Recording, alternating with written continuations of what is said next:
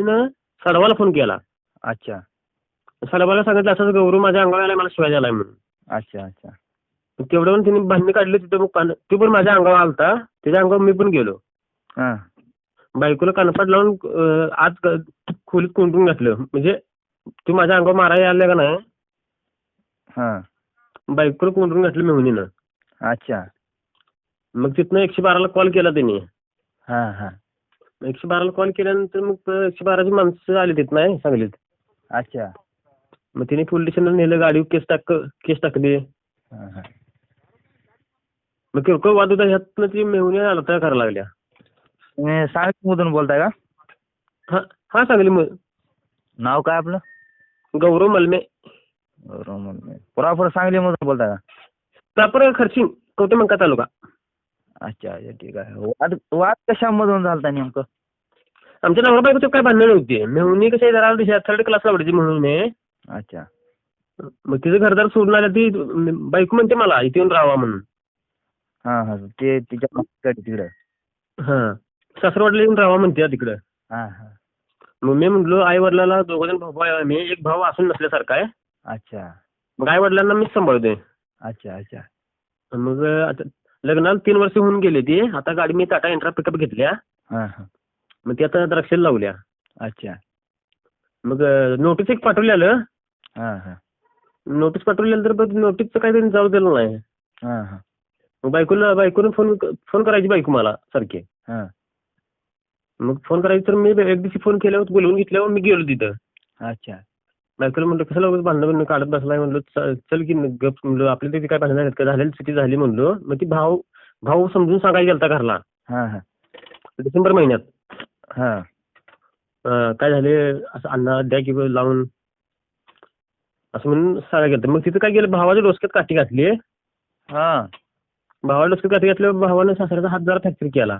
हां हां मग ती वाद होऊन झालं आता 2 महिने होऊन गेलेत, 2-3 महिने.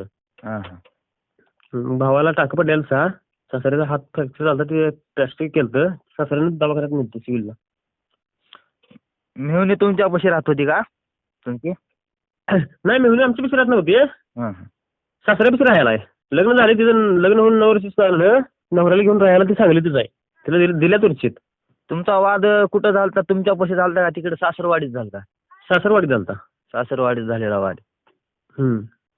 अच्छा अच्छा मग आता कसं झालंय, आता मला जर इथून जायचं म्हटलं तर आई वडिलांना लक्ष द्यायला कोण नाही इथं जवळ.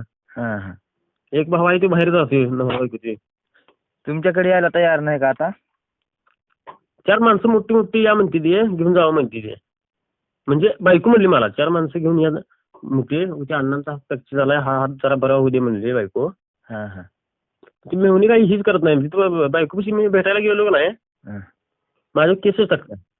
केस टाकले का? हां 2-3 वेळा केसच टाकलेत. हां हां पोलिसांना जरा पैसे सारले, ते पैसे आलेत ना त्यांना. अच्छा अच्छा आता काय कॉल वगैरे आहे का नाही तुमच्या बायकोसोबत तुमचा? नंबर आहे की माझ्याकडं. नाही काय ताईनं बोलतील का नाही तुम्हाला फोन लावून ताई ते? आता बोलून झाले ते. आता बरोबर बघा 10 तारखेपासून बोलणार, 10 जानेवारीपासून. बोलणं कॉल नाही काहीच नाही सगळं बंद? हां सगळं बंद. अच्छा अच्छा बायकोचं मला आहे यायचं, हां पण त्याला तर दव्यात राहिले ना ते. मग ती काय मेहुणी काय म्हणते, एकदा तू तिकडे गेली नवऱ्याकडं हां तर तू मेलच तर तू इकडे यायचं नाही. असं म्हणतात का? हां म्हणून ती थांबले तिथं. अच्छा अच्छा ठीक आहे. ह्याच्यामध्ये मदत काय करू आमच्याकडून? आमच्याकडे नाही का, आपल्याला सांगितलं कोण ओळखी असेल तर एक मोठं माणूस जरा मध्ये घातला असतं ना. हो घालू का, त्यात काय विषय नाही. आपले पिंटू भाऊ मान्य आहे तिकडे. हां हां काय दुसरं नाही, फक्त माणूस मध्ये घालायचा आहे का? हां माणूस मध्ये घाला, एक 2-4 कानपाट लावलं तर लावू देत, मला काय अडचण नाही. काय चुकी झाली माझी म्हणून, त्यांची बी चुकी झाली असेल, माझी बी चुकी झाली असेल. अच्छा अच्छा मग ते भाऊ कसा मिटवाय गेला माहिती आहे का, ती मेहुणी मध्ये पडते म्हणल्यावर आता भावाला पण काय येणारच की. होय बरोबर आहे. माझ्या भावावर केस टाकले, असं काय केलं तसं काय केलं, ते विचारायला गेलता तिथं. अच्छा अच्छा तुमची पण चूक आहे याच्यामध्ये का थोडी? हां थोडी पण चूक आहे. ती भावाला लावून द्यायला नको पाहिजे होतं, म्हणजे मी लावून दिला नव्हता. हां हां मग ती मेहुणी 2-3 वेळा केस घातल्यामुळे ती भावाला आला राग.